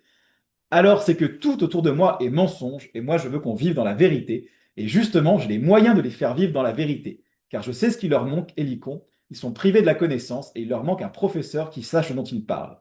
Ne t'offense pas, Caius, de ce que je vais te dire, mais tu devrais d'abord te reposer. Cela n'est pas possible, Hélicon, et cela ne sera plus jamais possible. Et pourquoi donc? Si je dors, qui me donnera la lune? Donc c'est vraiment l'idée que Tout ce qui pourrait nous satisfaire n'est pas obtenable dans ce monde, donc la vie humaine est absurde, mais les gens tendent à l'oublier et se lancent dans leur routine, hein, c'est ce que décrivait Camus, mais heureusement Caligula est là pour ne pas les laisser s'enterrer dans la routine et leur faire réaliser que tout ça est absurde. Je vous laisse spoil pas la fin de la pièce, mais vous imaginez à peu près comment ça se déroule, et c'est une pièce assez sympa. Enfin, pas dans les thèmes, mais très sympa à lire, quoi. Voilà, donc une façon qu'on déjà appelle absurde, ce serait de se suicider. Et ce suicide peut être soit physique, tout le monde comprend de quoi on parle, soit philosophique. Qu'est-ce que c'est le suicide philosophique? C'est finalement renoncer à sa probité et sauter sur n'importe quel mensonge pour donner un sens à l'existence. Alors, Camus discute de deux grandes solutions. La première, c'est la religion. Allez hop, Dieu existe, et voilà, tout a un sens. Youpi, c'est parti. Ou l'autre, c'est la phénoménologie, mais je ne vais pas rentrer dans les détails parce que ça nous amènerait très loin. Mais sachez que si vous croyez à la phénoménologie, c'est un suicide intellectuel selon Camus. Voilà. On en discutera après pour ceux qui ont vraiment besoin de précision sur la question, parce que ça pose beaucoup de questions. Donc, ça, c'est pas une bonne réponse à l'absurde selon Camus. La bonne réponse, qu'est-ce que c'est? Ça combine deux éléments, je vais aller assez vite, la lucidité et le plaisir de la lutte. Donc, la lucidité, c'est le refus de se suicider intellectuellement en croyant un truc qui répondra à notre besoin alors qu'il est faux, hein, comme la religion. Et le plaisir de la lutte, c'est le plaisir de se dire, oui, le monde est absurde, il ne répond pas à mes questions, mais il va voir ce qu'il va voir. C'est vraiment ça, hein, c'est de se dire, le monde est absurde, il ne veut pas répondre à mes demandes, mais je vais lui montrer. Hein, je ne vais pas céder, je vais surmonter le sentiment de l'absurde, je vais continuer à vivre malgré lui. Et ça, c'est quand même super classe. C'est littéralement ça. Hein. C'est pour. Alors, Camus dit pas classe, mais c'est l'idée qu'il y a une grandeur. On va le dire dans un terme qui parle beaucoup plus philosophique. Il y a une grandeur dans l'homme qui lutte contre l'absurde. Autrement dit, c'est quand même super classe. Hein, c'est un peu le truc qui vient sauver Camus. C'est l'idée que oui, il n'y a pas de sens, mais il y a quand même un côté très esthétique dans le fait de lutter contre l'absurde, de rester là, même si c'est absurde. Hein. Voilà ce qu'écrit Camus. Hein. Appauvrir cette réalité dont l'inhumanité fait la grandeur de l'homme, c'est du même coup l'appauvrir lui-même. Je comprends alors pourquoi les doctrines qui m'expliquent tout m'affaiblissent en même temps. Elles me déchargent du poids de ma propre vie. Il me faut pourtant que je le porte seul. À ce tournant, je ne puis concevoir qu'une métaphysique sceptique aille s'allier à une morale du renoncement. Hein. Voilà, ça c'est pour les trucs qui expliquent tout, c'est pour les faibles. Hein. On est bon, on est fort, on va affronter le monde sans raison. Et comme image, il prend justement à la fin du texte la figure qui donne le nom à l'ouvrage. Donc c'est Sisyphe, tout le monde voit qui c'est Sisyphe. Hein. C'est ce personnage de la mythologie grecque qui est condamné pour toute l'éternité à monter une pierre en haut d'une montagne, puis la pierre descend et après il doit la remonter. Donc c'est une image très classique de l'absurde dans le sens où bah, il fait des trucs, mais ça ne sert à rien. Hein. On est clairement dans l'idée que il est perpétuellement en action, mais cette action n'a aucun but puisque ça ne sert à rien. Et l'idée de Camus, c'est nous sommes Sisyphe, mais il faut imaginer Sisyphe heureux parce qu'il défie les dieux. Voilà, il pousse le rocher et il le pousse non pas parce qu'il a été obligé, mais comme défi pour les dieux de dire voilà, je vais le pousser le rocher. Hein, j'ai rien. Voilà, donc, voilà. On a compris déjà que Sisyphe est le héros absurde. Il l'est autant par ses passions que par son tourment. Son mépris des dieux, sa haine de la mort et sa passion pour la vie lui ont valu ce supplice indicible où tout l'être s'emploie ne rien achever. C'est le prix qu'il faut payer pour les passions de cette terre. On ne nous dit rien sur Sisyphe aux enfers. Les mythes sont faits pour que l'imagination les anime. Pour celui-ci, on voit seulement tout l'effort d'un corps tendu pour soulever l'énorme pierre, la rouler et l'aider à gravir une pente 100 fois recommencer. On voit le visage crispé, la joue collée contre la pierre, le secours d'une épaule qui reçoit la masse couverte de glaise, d'un pied qui la cale, la reprise à bout de bras, la sûreté toute humaine de deux mains pleines de terre. Tout au bout de ce long effort mesuré par l'espace sans le ciel et le temps sans profondeur, le but est atteint. Sisyphe regarde alors la pierre dévaler en quelques instants vers ce monde inférieur où il faudra la remonter vers les sommets. Il redescend dans la plaine. Ça, c'est la description de Sisyphe. Déjà, c'est un peu quand même badass, quoi. Et c'est pendant ce retour, cette pause, que Sisyphe m'intéresse. Un visage qui peine si près des pierres et déjà Pierre lui-même. Est-ce que Sisyphe pleure et est désespéré quand il voit le rocher redescendre dans la plaine? Je vois cet homme redescendre d'un pas lourd mais égal vers le tourment dont il ne connaîtra pas la fin. Cette heure qui est comme une respiration et qui revient aussi sûrement que son malheur, cette heure est celle de la conscience. À chacun de ces instants où il quitte les sommets et s'enfonce peu à peu vers les tanières des dieux, il est supérieur à son destin, il est plus fort que son rocher. Si ce mythe est tragique, c'est que son héros est conscient. Où serait en effet sa peine si à chaque pas l'espoir de réussir le soutenait? L'ouvrier d'aujourd'hui travaille tous les jours de sa vie aux mêmes tâches et ce destin n'est pas moins absurde, mais il n'est tragique qu'au rare moment où il devient conscient. Donc voilà, qu'est-ce que c'est Sisyphe? C'est la personne qui a une chose aussi absurde que l'existence humaine quotidienne, mais il est conscient de l'absurdité de la tâche. Et alors, je vais sauter tout le texte et j'arrive à la fin. qu'est-ce qui fait qu'est-ce qui fait que la beauté de la vie de Sisyphe, c'est que finalement, il le fait en défi, hein. Toute la joie silencieuse de Sisyphe est là, son destin lui appartient, son rocher est sa chose. De même, l'homme absurde, quand il contemple son tourment, fait taire toutes les idoles. Dans l'univers soudain rendu à son silence, les 1000 petites voix émerveillées de la terre s'élèvent, appels inconscients et secrets, invitations de tous les visages. Ils sont l'envers nécessaire et le prix de sa victoire. Il n'y a pas de soleil sans ombre et il faut connaître la nuit. L'homme absurde dit oui et son effort n'aura plus de cesse. S'il y a un destin personnel, il n'y a point de destinée supérieure. Ah. Et donc, voilà, je vais sauter à la dernière phrase. Je laisse Sisyphe au bas de la montagne, on retrouve toujours son fardeau, mais Sisyphe enseigne la fidélité supérieure qui nie les dieux et soulève les rochers. Lui aussi juge que tout est bien, cet univers désormais sans maître ne lui paraît ni stérile ni futile. Chacun des grains de cette pierre, chaque éclat minéral de cette montagne pleine de nuit, à lui seul forme un monde. La lutte elle-même vers les sommets suffit à remplir un cœur d'homme. Il faut imaginer Sisyphe heureux. Donc c'est la phrase assez connue. Qu'est-ce que ça veut dire? En gros, c'est très très beau comme passage, c'est très très inspirant, mais si on essaie de sonder exactement quel est le point philosophique, qui marche beaucoup moins bien, je pense, sans tout le style de Camus quand même, c'est cette idée qu'il y a on peut dépeindre Sisyphe qui est l'être, la représentation même de l'absurde comme quelqu'un qui trouve un bonheur dans le fait d'accepter son destin et de défier le destin dans le sens de dire voilà, c'est absurde, mais je le fais quand même, c'est moi qui le choisis.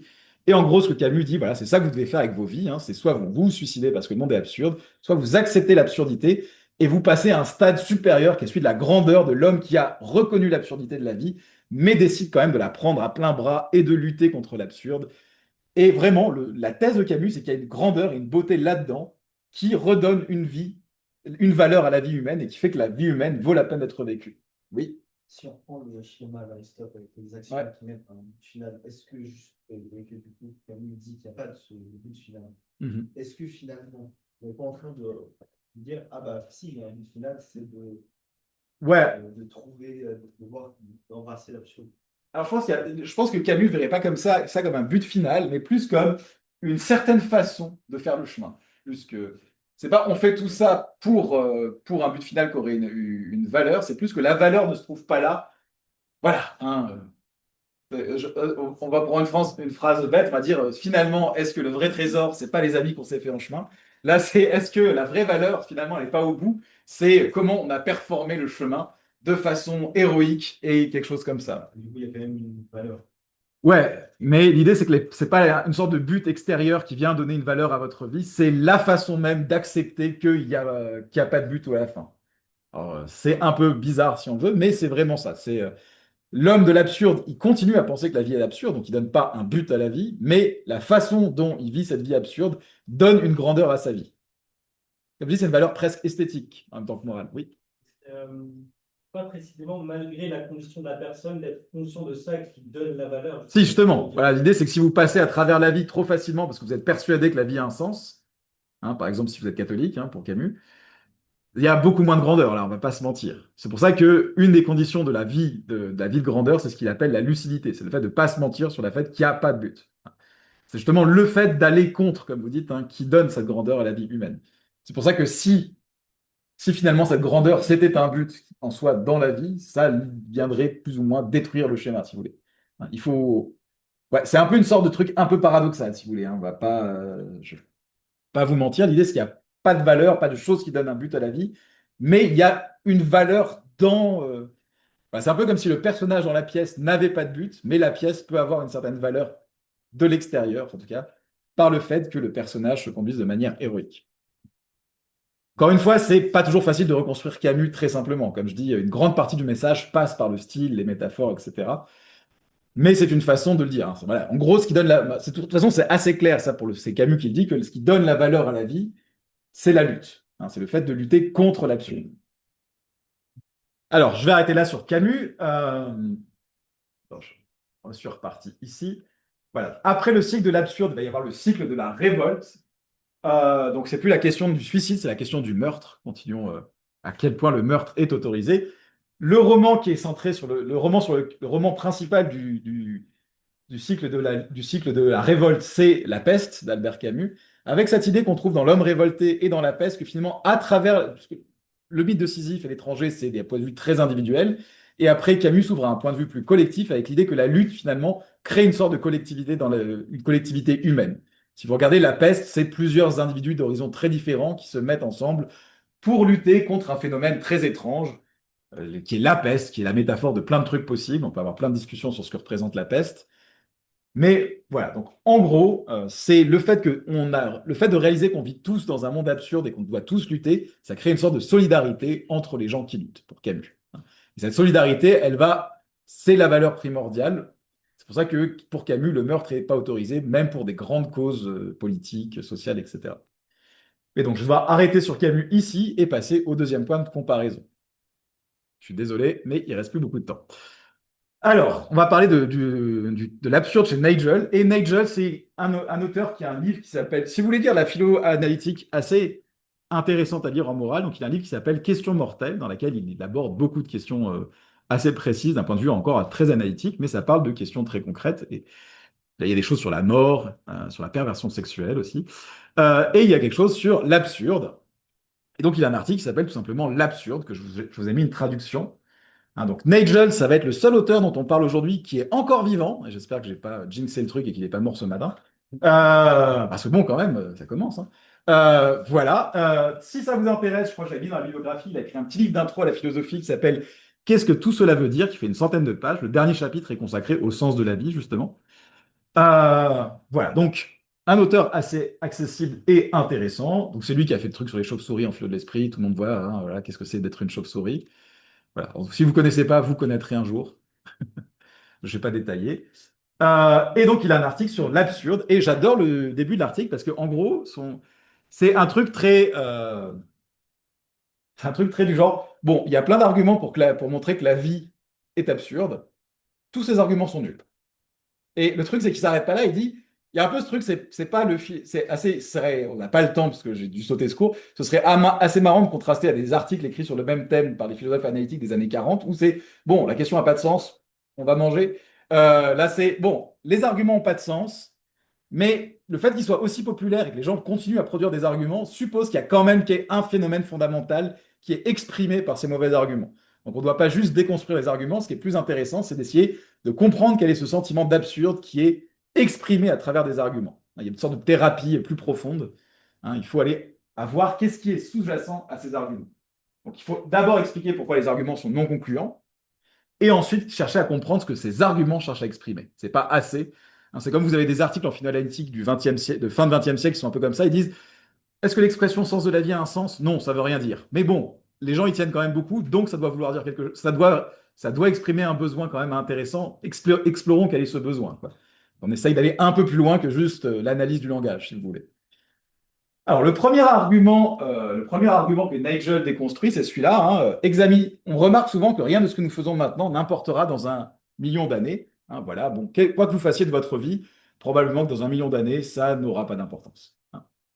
Et du coup, Nigel dit, bah, du coup, la vie est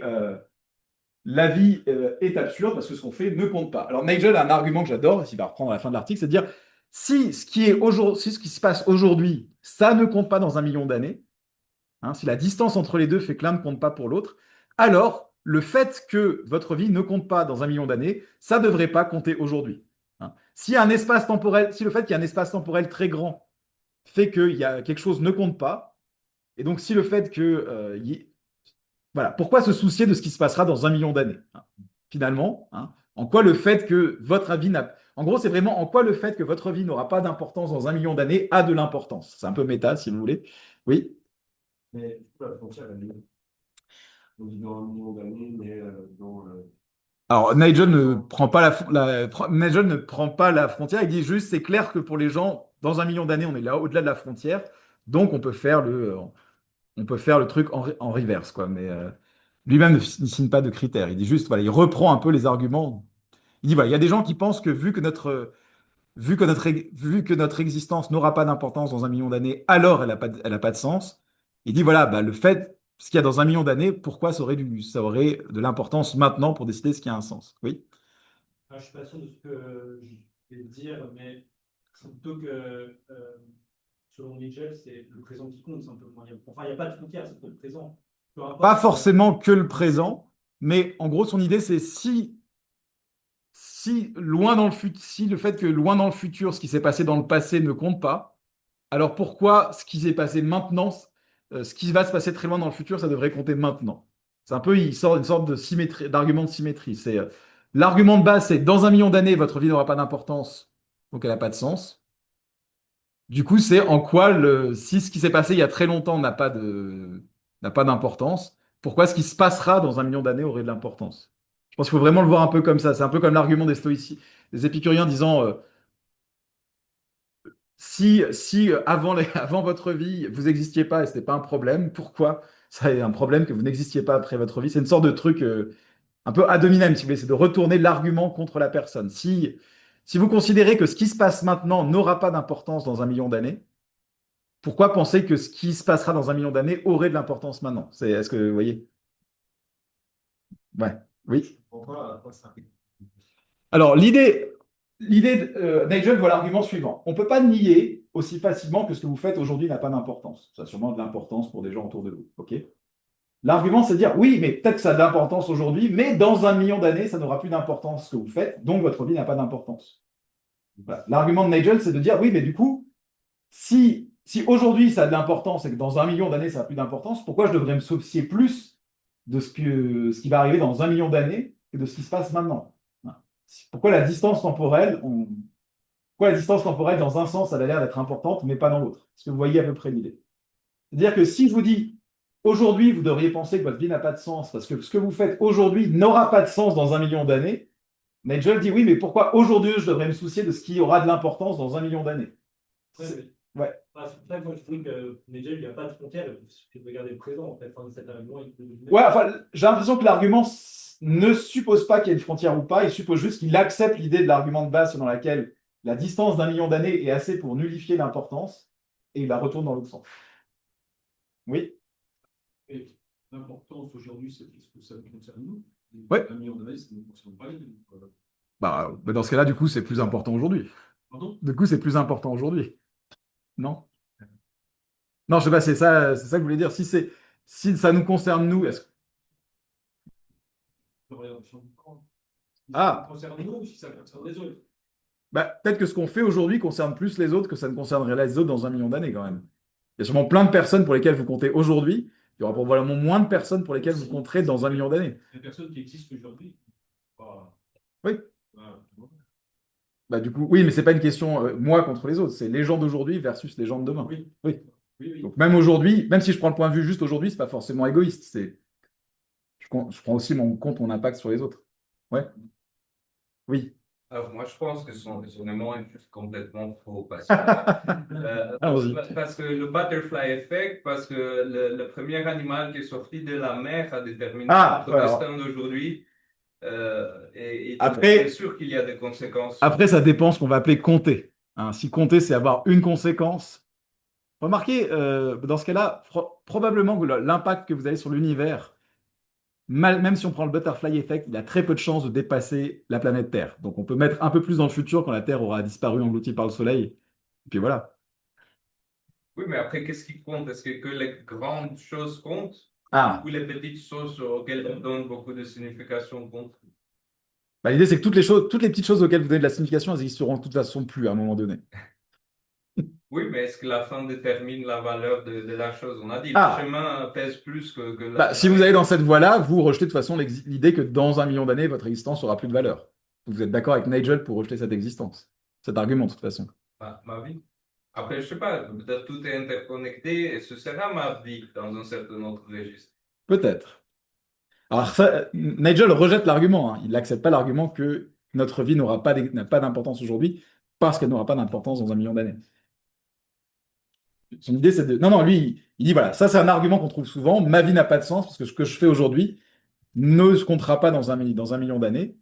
Son argument, c'est de dire c'est cool, mais pourquoi ce qui se passera dans 1 million d'années devrait avoir de l'importance aujourd'hui? Hein. Pourquoi le fait que ma vie n'aura plus d'importance dans 1 million d'années, ça a de l'importance pour ma vie aujourd'hui? Hein. En gros, c'est vraiment, il retourne un peu l'argument sur sa tête. C'est effectivement ce que je fais aujourd'hui n'aura plus d'importance dans 1 million d'années, mais selon la même logique, ce qui se passera dans 1 million d'années n'importe pas aujourd'hui. Donc, je m'en fous. Hein. Je m'en fous que ma vie n'aura pas d'importance dans 1 million d'années, si je veux être cohérent. C'est plus ça l'argument. Il y avait une question ailleurs? Non? Alors, il faut qu'on avance un petit peu.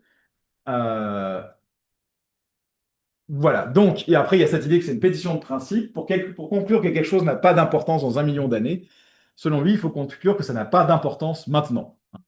Parce que ça aura eu de l'importance de toute façon dans la grande partie de l'univers. Pour finalement se dire que la seule importance qui compte, c'est l'importance que ça aura dans 1 million d'années, c'est déjà un peu une sorte de pétition de principe. Ça suppose que ce que je fais aujourd'hui n'a pas d'importance tout court aujourd'hui. Que c'est juste sur le futur qui lui donnera de l'importance. Je suis obligé de passer un peu vite. Alors, deuxième argument qui reprend, c'est, vous savez, nous ne sommes rien à l'échelle de l'univers. Le silence infini de ces espaces infinis mais effrayés, tout ça. Du point de vue de la vie, du point de vue du temps et de l'espace, nos vies sont toutes petites. Du coup, c'est pour ça que la vie est absurde. Alors, première réponse de Nigel, c'est je ne vois pas très bien le rapport entre le temps et l'espace. Imaginez que vous êtes la même personne, mais vous êtes beaucoup, beaucoup plus grand. On vit sur une planète où les gens sont 300 fois plus grands, et vous allez vivre 300 fois plus longtemps. Est-ce que la vie serait moins absurde? Nigel dit, bah, donc, est-ce que ça a vraiment un rapport avec la taille dans l'univers? C'est pas bien clair. Il dit, voilà, enflez le plus possible la taille des êtres humains et la durée pendant laquelle vous vivez. Est-ce que vraiment ça change quelque chose à l'absurdité de votre vie?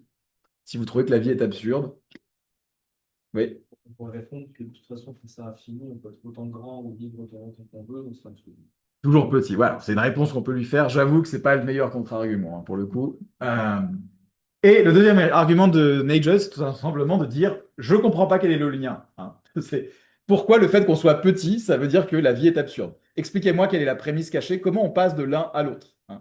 Pourquoi est-ce que le fait d'être voilà. Ce que nous disons pour faire sentir l'absurdité de nos vies a souvent à voir avec l'espace ou le temps. Nous sommes de minuscules tâches dans l'immensité infinie de l'univers. Nos vies sont de simples instants, même à l'échelle du temps géologique, sans parler du temps cosmique. Nous pouvons tous mourir dans la minute qui suit. Mais bien sûr, si elle durait toute l'éternité, et si nos vies sont absurdes étant donné notre taille actuelle, pourquoi le seraient-elles moins si nous remplissions l'univers?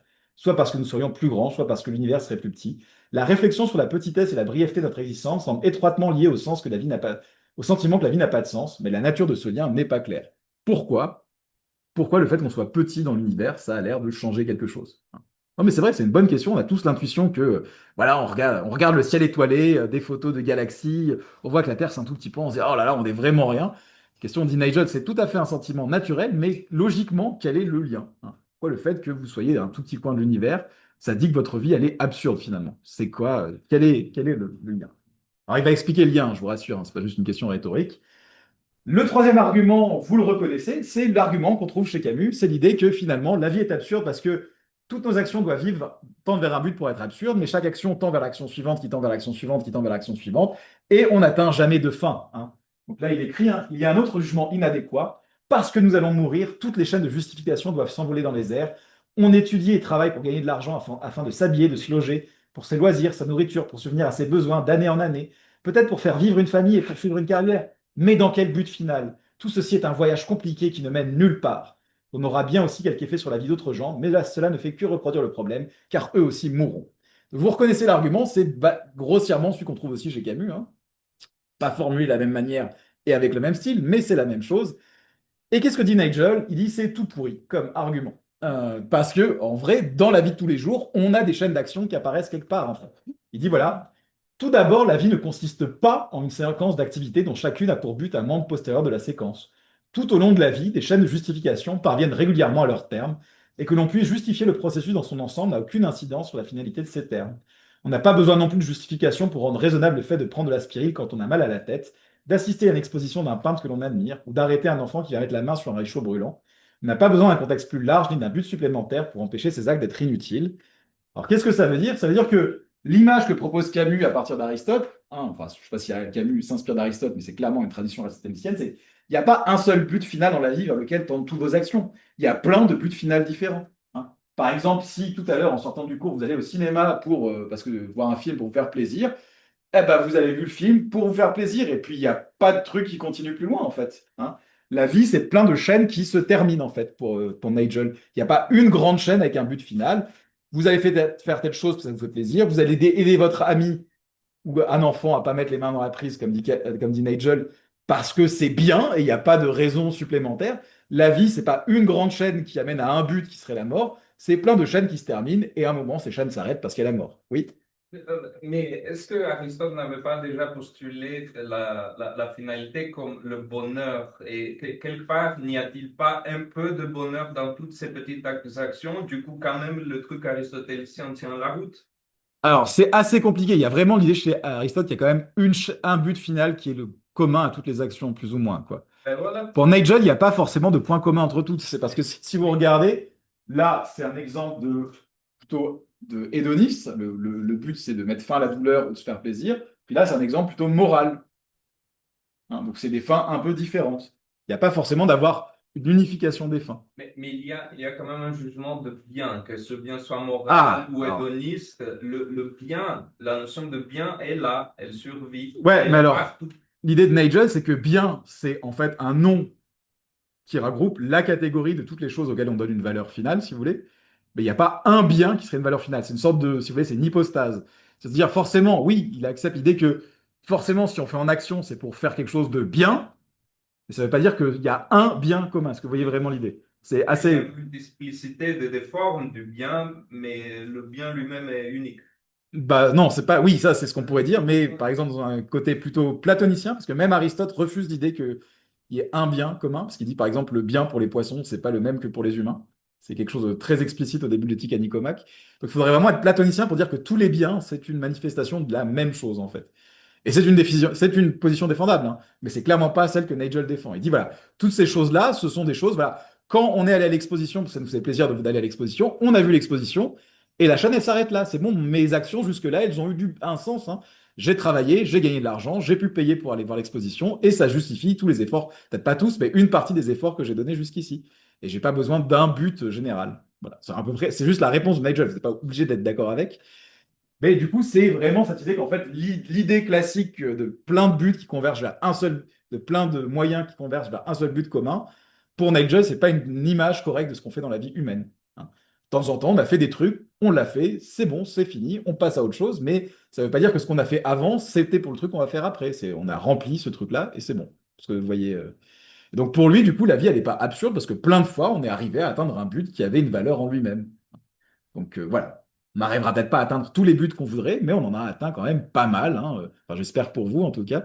Mais bref, l'idée c'est que même dans chaque journée, vous atteignez sûrement plein de buts particuliers qui ne sont pas faits pour d'autres choses. Enfin, j'espère en tout cas. Sinon, c'est un peu triste. Mais voilà, c'est à peu près la réponse de Nigel, c'est que c'est pas une bonne image de se représenter la vie comme une poursuite infinie vers un but qu'on n'atteint jamais. C'est plus une infinité de petits buts qu'on atteint régulièrement. Et d'autres certains qui prennent une journée à atteindre, certains qui prennent beaucoup plus, hein. Ce que dit Nigel, c'est voilà, si j'ai soif et que je bois de l'eau, bah voilà, je suis content, hein, j'avais pas de bulle ultérieure, j'ai calmé ma soif et c'est bon. Voilà. Et la deuxième réponse est de toute façon, il faudrait que. Alors, ça, non, je vais pas le faire parce que c'est un peu compliqué. Je vais sauter ça pour aujourd'hui. Hop, vous le regarderez vous-même, c'est pas l'examen. Voilà. Donc, pour Nigel, ce qui est important, c'est que ses arguments sont mauvais. Ce pas des arguments concluants selon eux, mais il ne faut pas s'arrêter là. Il faut essayer de comprendre quel est le malaise qu'essaye d'exprimer ces arguments. Hein. Pourquoi est-ce qu'on parle comme s'il n'y avait aucun but qui était atteint? Pourquoi est-ce qu'on parle comme si l'infinité de l'univers c'était important? Pourquoi on parle sur le fait que si on vit dans le futur, tout ça n'aura pas d'importance? Hein, voilà. Donc, s'il écrit, c'est les arguments canoniques en faveur de l'absurdité paraissent donc échouer en tant qu'argument. Pourtant, je crois qu'il tente d'exprimer quelque chose qu'il est difficile d'énoncer, mais qui fondamentalement est correct. Il y a un malaise sous-jacent que la plupart des êtres humains peuvent ressentir et il faut identifier ce malaise. Alors, ce qui est assez intéressant, c'est qu'il dit voilà, l'absurde est d'un décalage entre les aspirations humaines et la réalité. Hein. Il dit voilà, dans la vie ordinaire, une situation est absurde quand elle comporte une discordance remarquable entre la prétention ou l'aspiration et la réalité. Quelqu'un fait un discours compliqué pour soutenir une motion qui est déjà passée. Un criminel notoire est fait président d'une des principales fondations philanthropiques. Vous déclarez votre amour par téléphone à un répondeur automatique. Au moment où vous anoblit, très british quand même, votre pantalon tombe. Ça, je crois qu'il n'y a pas d'exemple plus anglais dans la littérature philosophique, quoi. S'il y a un sens philosophique de l'absurdité, cependant, il doit provenir de la perception de quelque chose d'universel, un aspect sous lequel la prétention et la réalité s'entrechoquent inévitablement pour tous. Vous voyez, il y a quand même une sorte de point commun avec Camus, c'est l'idée qu'il y a une sorte de demande de l'être humain auquel le monde ne peut pas répondre. Mais c'est là que ça se diffuse.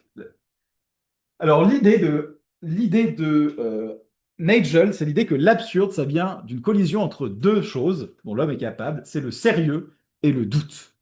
Qu'est-ce que c'est le sérieux? Le sérieux, c'est que dans la vie de tous les jours, il y a des choses qui comptent pour vous. On est d'accord? On espère en tout cas, sauf si le dernier tour, vous avez sombré du côté du nihilisme. Mais voilà.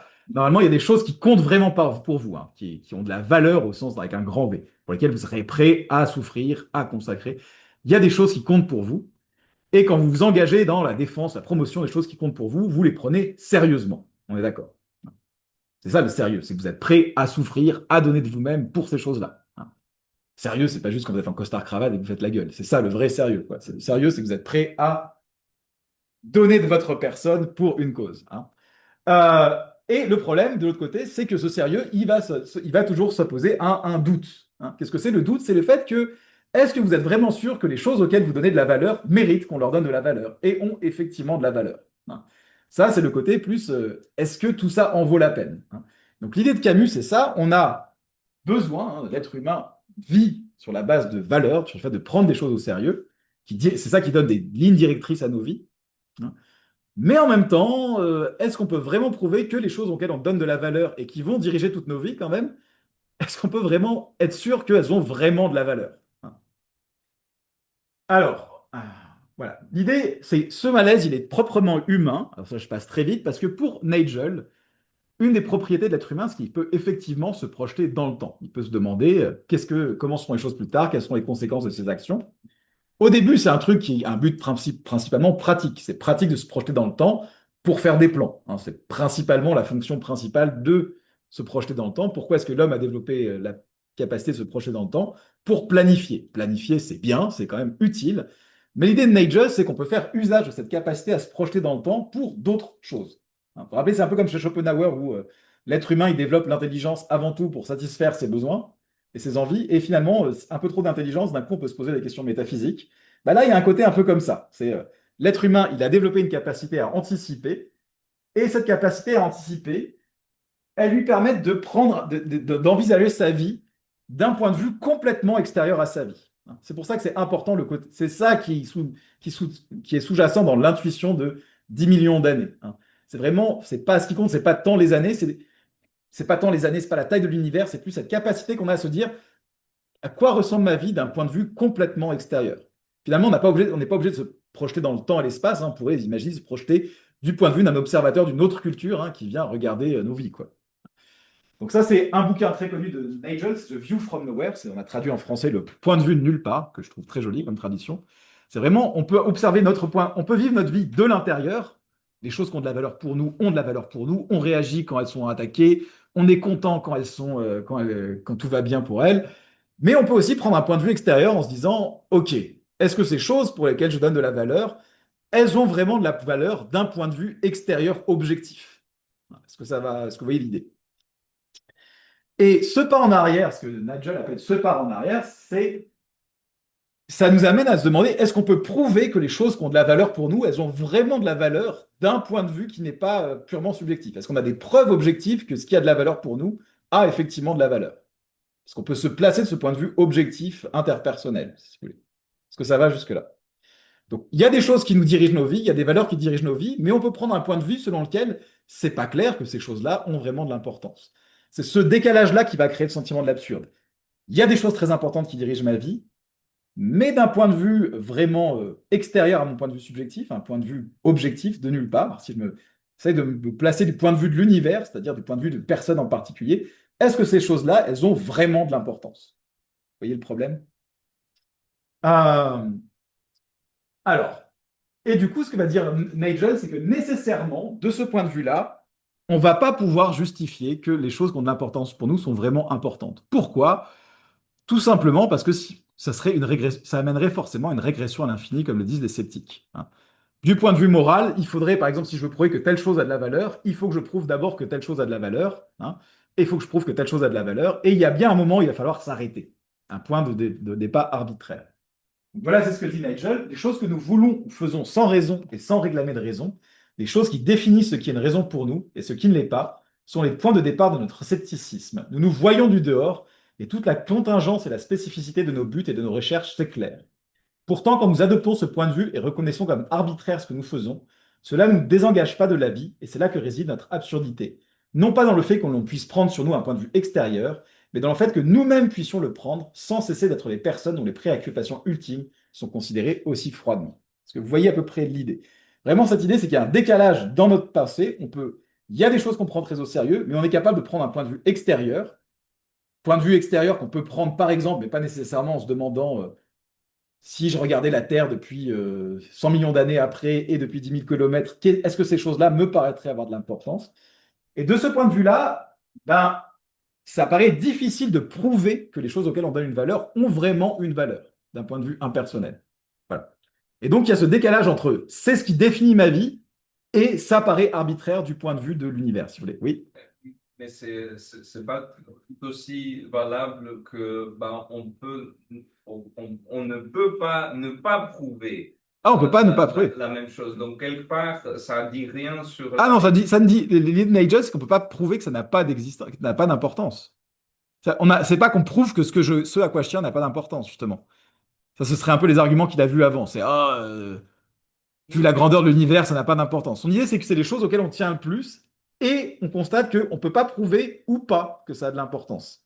Parce que vous voyez, c'est vraiment ça. C'est un point de vue sceptique. Il proteste contre l'absence d'une racine objective, c'est tout. C'est ça. Il n'aime pas ça. Ouais. Enfin, il dit pas qu'il aime pas ça. Il dit que ce qui crée le sentiment de l'absurde chez les gens, c'est ce décalage entre c'est très important pour nous et on doit accepter qu'il n'y a pas de moyen de prouver que c'est ça qui est vraiment important.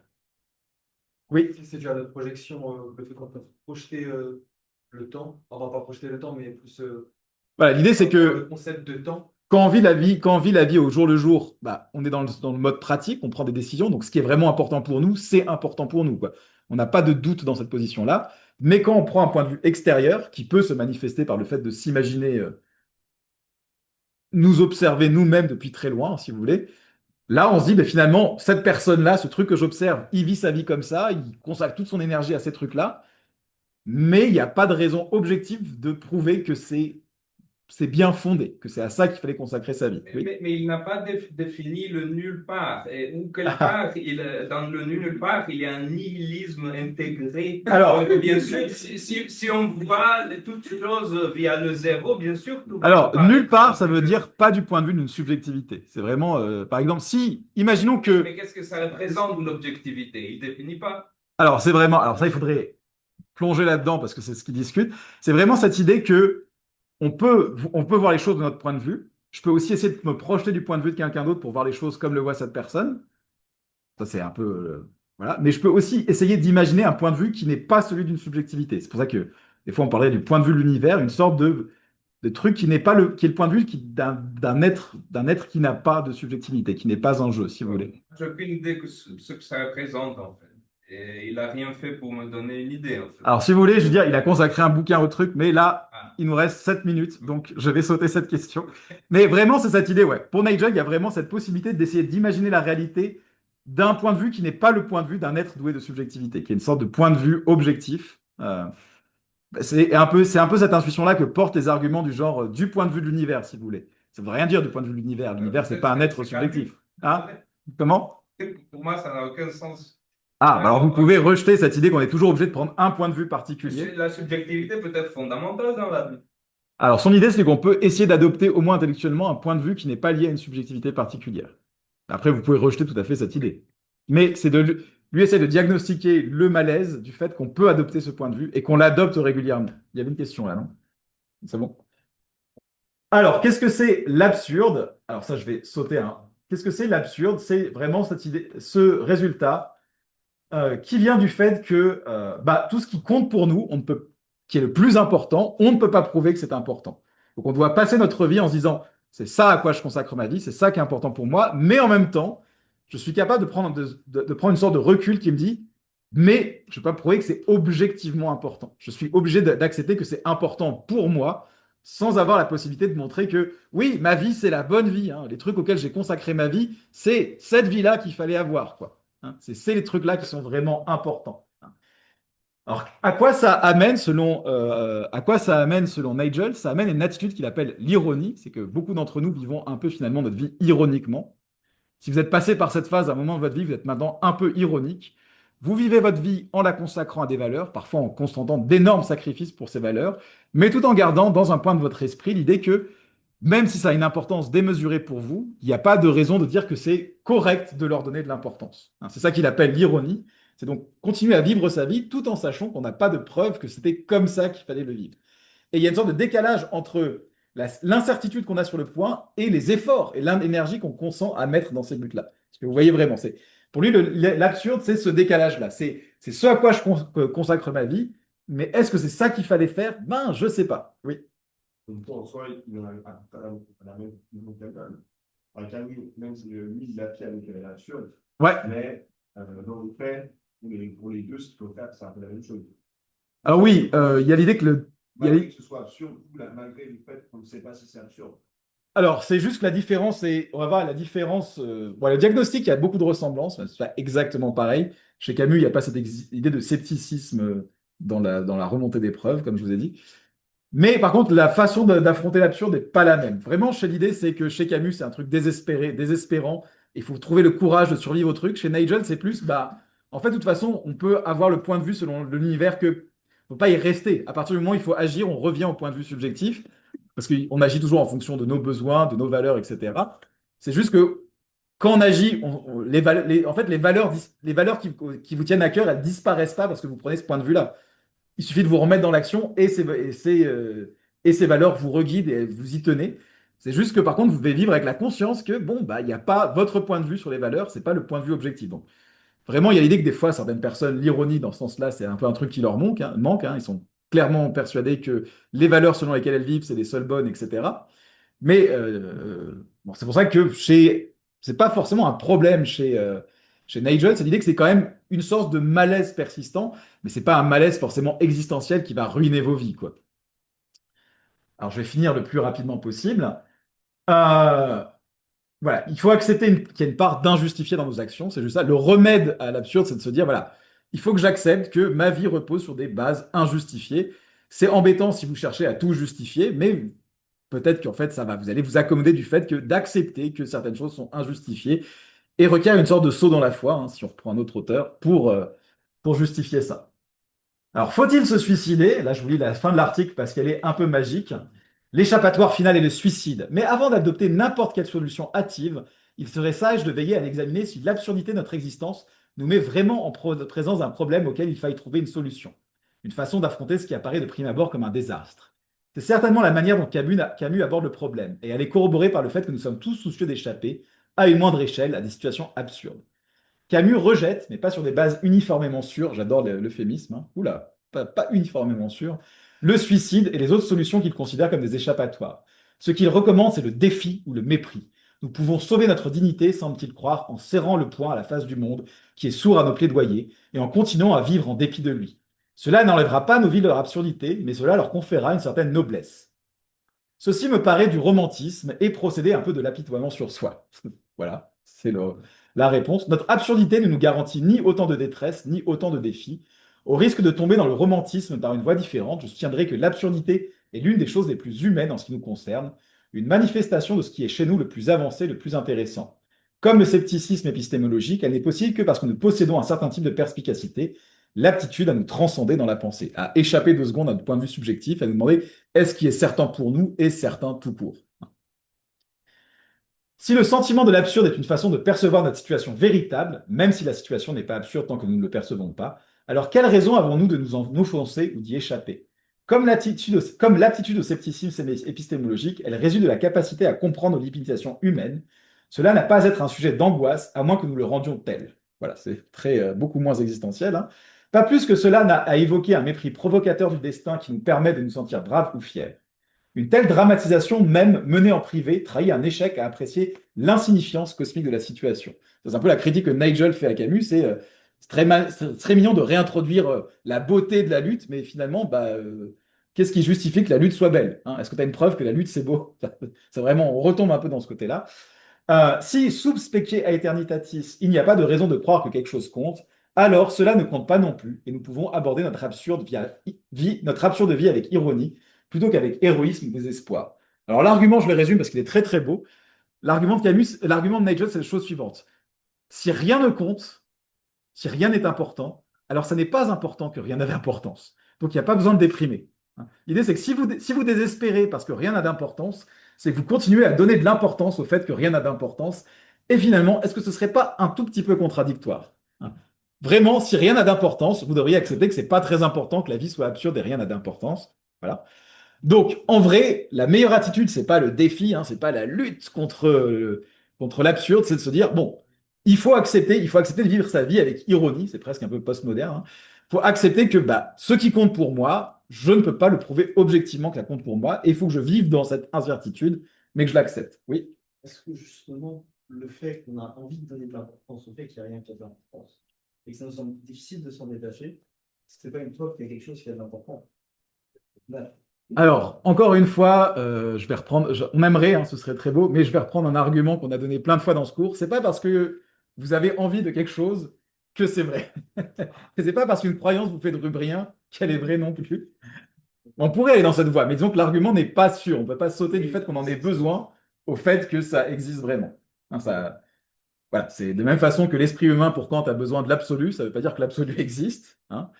Euh, mais on pourrait partir dans cette direction-là, mais ce n'est pas une direction obligatoire. Oui. N'est-ce pas juste un autre parfum de pyrrhonisme dans lequel on prend rien vraiment au sens très sérieux, mais au lieu d'une ataraxie, on remplace par l'ironie. Alors, ce que dit Nigel, c'est que de toute façon, vous allez continuer à le prendre au sérieux. Il faut continuer à le prendre au sérieux, ce serait dommage. C'est juste que dans les moments, par exemple, dans les moments importants, vous êtes complètement dans le mode sérieux. Mais il y a des moments, vous avez des moments de retrait ironique. C'est plus comme ça que la vie fonctionne, quoi. Là, par exemple, vous êtes impliqué dans un truc, vous êtes très sérieux, puis quand vous y réfléchissez un peu pourquoi j'ai fait ça, vous êtes un peu du genre, oh, oh. Voilà. Mais c'est pas possible pour Nigel d'avoir un point de vue complètement pyrrhonien classique. Hein. C'est plus pour ça que c'est un malaise pour lui, c'est qu'on est obligé de maintenir les deux attitudes en même temps ou alternement. On peut pas être complètement ironique, on peut pas être tout le temps complètement sérieux. À part ceux qui n'ont jamais eu la réalisation, qui peuvent être dans le sérieux en permanence, mais bon, ça c'est un autre problème, ce genre d'individu. On ne peut pas en parler aujourd'hui. On pourrait en parler si on parlait de certaines choses à la prochaine séance. Donc on finit le cours ici. Le programme de l'examen termine à ce moment, à cette minute précise. Peut-être pas cette tête-là. Oui. Et donc, pour ceux qui seraient intéressés pour revenir ici mercredi prochain. Alors, du coup, on a deux possibilités. On peut faire le sens de la vie dans la philosophie analytique et on verra comment un professeur de philosophie prétend remédier à quelqu'un qui a lu Camus et qui a plongé dans la dépression, mais il l'a soigné grâce à la thérapie linguistique. Si, c'est un vrai texte, il est magnifique. C'est vraiment, on a accueilli un étudiant, il a lu Camus et après il fumait sur son lit sans vouloir bouger, mais on a fait un peu de philo-analytique et après ça allait mieux. Donc une possibilité c'est ça, c'est le sens de la vie dans la philo-analytique et l'autre c'est on peut parler d'existentialisme et du coup on parlera plutôt un peu de Sartre mais surtout de Beauvoir et on parlera des salauds, de qu'est-ce que c'est être un salaud du point de vue existentialiste. Alors il y a des préférences ou pas? Qui préfère sur la philo-analytique? 1, 2, 3, 4, 5. Qui préfère sur l'existentialisme? Ah là là, mais nous avons une égalité parfaite, c'est terrible. Ah non, c'est bon, on est 6. Eh ben, on parlera un peu d'existentialisme alors.